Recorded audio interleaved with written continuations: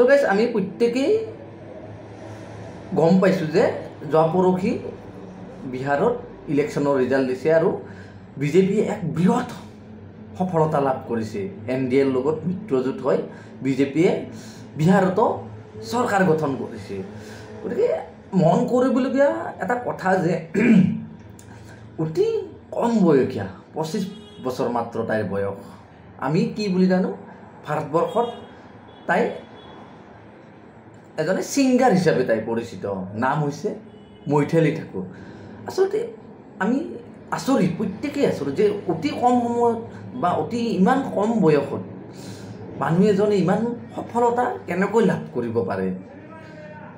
গতিকে মই কওঁ যে মানুহ এজনে কেতিয়া সফলতা লাভ কৰে, কেতিয়া মানুহৰ মাজত জনপ্ৰিয় হয়, আপোনালোকে জানে নিশ্চয়। মানুহে যেতিয়া মানুহৰ ৰাইজৰ হৈ খুব মাত মাতিব পাৰে, ৰাইজৰ হৈ আগবাঢ়ি যায়, ৰাইজৰ কামত আগবাঢ়ি যাব পাৰে, ৰাইজৰ সমস্যা যিকোনো এটা সমস্যাৰ খবৰ লৈ থাকে। গতিকে সেইজন ব্যক্তি বা নেতাই এনেকুৱাকৈ কম বয়সত এটা জনপ্ৰিয়তা লাভ কৰে বা সফলতা লাভ কৰে। তাৰ উপৰিও আমাৰ সকলোৰে পৰিচিত ছুপাৰ হিউমেন আৰু ছুপাৰ হিৰো আমাৰ আমাৰ অসমৰ SP আনন্দ মিশ্ৰ ছাৰ। গতিকে তেওঁৰ কাৰ্য ক্ষমতা আৰু দক্ষতা, তেওঁৰ যিটো কাম কৰাৰ যিটো পাৰদৰ্শিতা প্ৰত্যেকেই জানে, বা ভাৰতবৰ্ষৰ প্ৰত্যেকেই জানে। গতিকে তেওঁ নিৰ্বাচনত বিফল হোৱা কথাটো নাহে।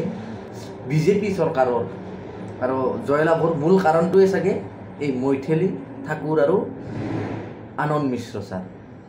আচলতে বিহাৰৰ আমি বহুতেই ভাবোঁ যে বিহাৰখনত মানে নাম শুনিলে আমাৰ খুব এটা নিগেটিভিটি সোমাই, যে বিহাৰত খুব হাই কাজিয়া হয়। বিহাৰ মানে আমাৰ এটা নিগেটিভিটি সোমাই আছে যে ট্ৰেইনত যদি কিবা এটা ঘটনা হৈছে ক'ৰবাত বিহাৰতেই হ'ব, নহ'লে কিবা এটা গণ্ডগোল লাগিলে আমি তাক আৰোপ কৰোঁ। নিগেটিভিটিৰ বাবে আমি নজনাকৈ কিছুমান আৰু কিবা কৰোঁ, মানে কি ক্ৰিটিচিজম ওলাওঁ। কিন্তু তাত এটা কথা উল্লেখযোগ্য, এটা মন কৰিবলগীয়া কথা, আপোনালোকেও জানে চাগে, খুব কম সংখ্যক মানুহে জানে যে বিহাৰৰ পৰাই প্ৰত্যেকবাৰে UPSC পৰীক্ষাত ভাৰতৰ যিটো সকলোতকৈ ডাঙৰ পৰীক্ষা, টপ এক্সাম, তাত পাৰ্টিচিপেট বিহাৰৰ পৰাই কৰে আৰু বিহাৰৰ পৰাই বেছি পাছ কৰে। গতিকে তাত সেই অনুমতে আমাৰ অসমখনত কি হৈছে, আমাৰ অসমত বিজেপি চৰকাৰতো জনপ্ৰিয়তা খুব সৰ্বাধিক। আৰু হেমন্ত বিশ্ব শৰ্মা ডাঙৰীয়াই যিটো আমাক সৰ্বসাধাৰণ ৰাইজক বা আমাক নিবনুৱাৰ কাৰণে যিখিনি কৰি আছে, সেইখিনি হয়তো আমি কেতিয়াও পোৱা নাছিলোঁ আৰু নাপামো। গতিকে সেইলৈ আমি সম্পূৰ্ণ আশাবাদী আৰু প্ৰত্যেকেই আশাবাদী চাগে।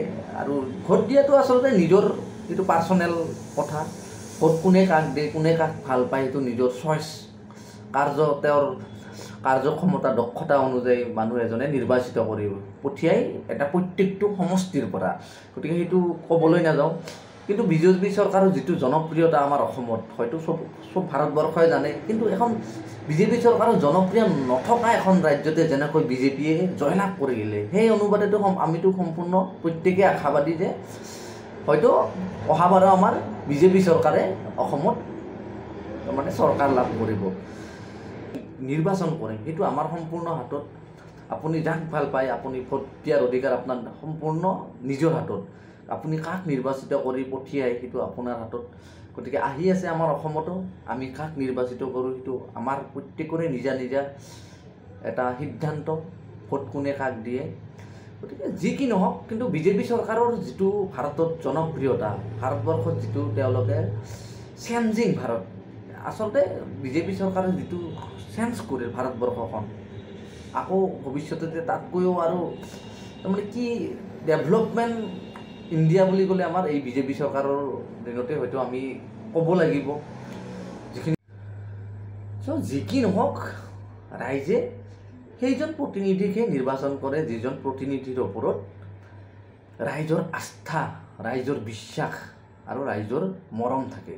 আৰু যিজন প্ৰতিনিধিয়ে ৰাইজৰ প্ৰতিটো কথাৰ বা প্ৰতিটো প্ৰতিশ্ৰুতি পূৰণ কৰিবলৈ সক্ষম হয়, আৰু সেই দলটোৱে আচলতে এখন ৰাজ্যত চৰকাৰ গঠন কৰিবলৈ সক্ষম হয়। আমি বিভিন্ন ধৰণে আমি যেনেকৈ সমালোচনা নকৰোঁ কিয়, যিটো প্ৰকৃত সেই দলটোৱে আচলতে জয় হয় আৰু হ'ব, ভৱিষ্যতেও হ'ব। গতিকে তাক আমি বা ক্ৰিটিচিজম উলিয়াই লাভ নাই।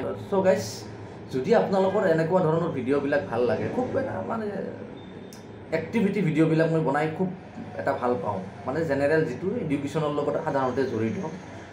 চ' যদি আপোনালোকৰ ভাল লাগে ভিডিঅ'বিলাক চাই, এনেকুৱা মানে টপিকবিলাকৰ ওপৰত ভিডিঅ' বনাব লাগে, তেনেহ'লে কমেণ্ট কৰি দিব কোনটো টপিকৰ ওপৰত ভিডিঅ' বনালে আপোনালোকে খুব এটা ভাল ইনস্পিৰেশ্যন হওক বা আপোনালোকে জানিব, এটা নজনা কথা জানিব। গতিকে তেনেকুৱা কমেণ্ট কৰিব, মই বনাবলৈ চেষ্টা কৰিম। চ' আজিলৈকে ধন্যবাদ, থেংক ইউ।